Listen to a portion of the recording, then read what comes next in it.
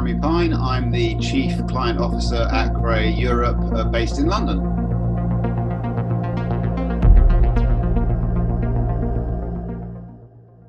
So we were approached by the UN to look at an issue they had in terms of people's perceptions of the UN initially.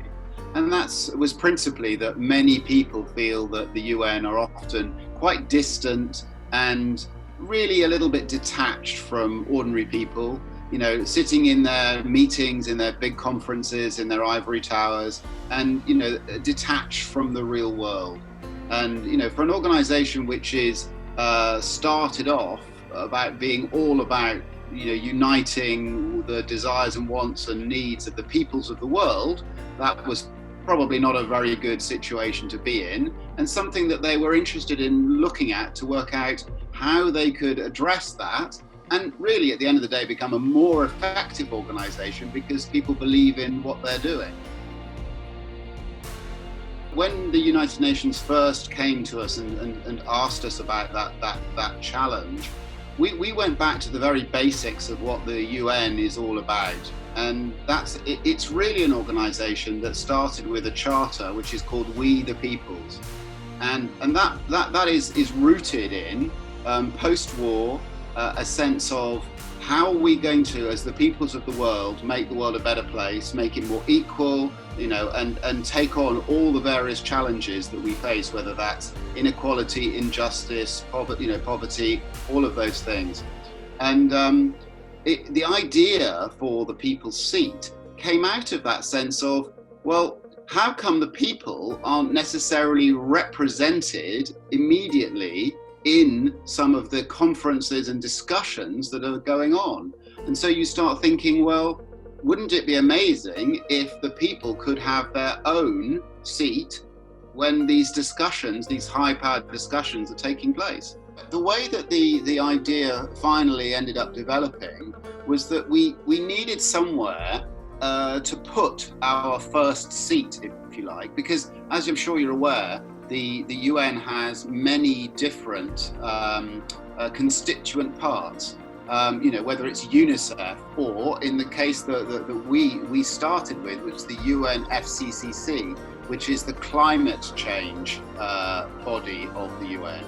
And what we realized was that one of the most pressing issues that people really care about around the world is, of course, climate change. And there is a big meeting, which was at that point COP24, which is the review of the Paris Agreement on climate change that happens every year. And that was a big, seemingly closed conference that was happening in December of that year. And we realized that would be an amazing opportunity to do our first people's seat and allow a people's voice into that particular conference amongst those very important climate change decision makers.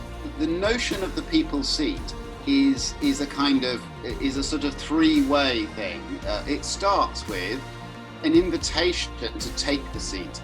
The invitation went out on social media, and it was to make your voice heard. Take the seat, and we will listen to you, and your voice will be projected into the plenary, as they call it, into the conference room, and you know, we will make sure that your voice is heard.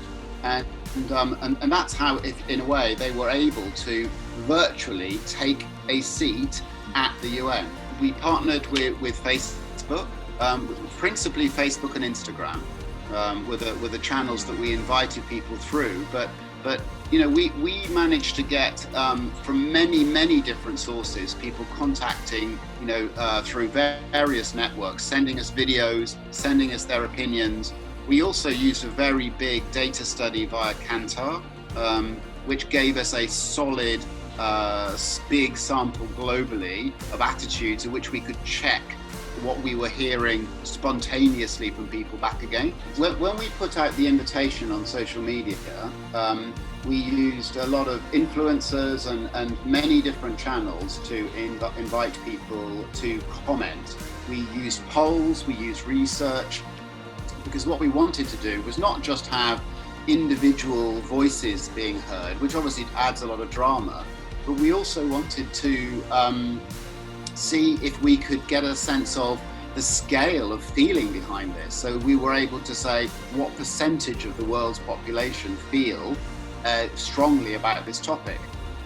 So we moved on from that, taking all of that video footage, all of that data, and we crafted a speech. We crafted a presentation. Now, of course, that presentation needed somebody to deliver it. And that's where Sir David Attenborough came in.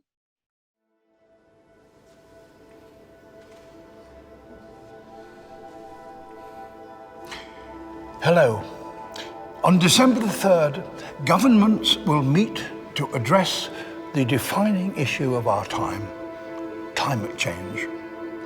Decisions will be taken that will affect every life on this planet. And for the first time, you personally are invited to participate, because the United Nations is launching a seat, the people's seat. Now, this may look like a very ordinary seat, but it is perhaps the most important seat you will ever take, because it will be placed at the United Nations Climate Change Conference, COP24, and will allow you and millions around the world an opportunity to join virtually and speak directly to the decision makers at this crucial time. This is our opportunity to collectively make a difference, to have our voices heard. Together, we can send a message to the world's leaders they can't ignore, to act now. Use #TakeYourSeat to send your message on climate change.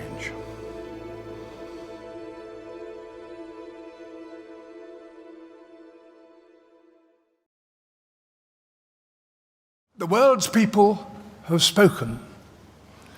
Their message is clear. Time is running out. They want you, the decision makers, to act now.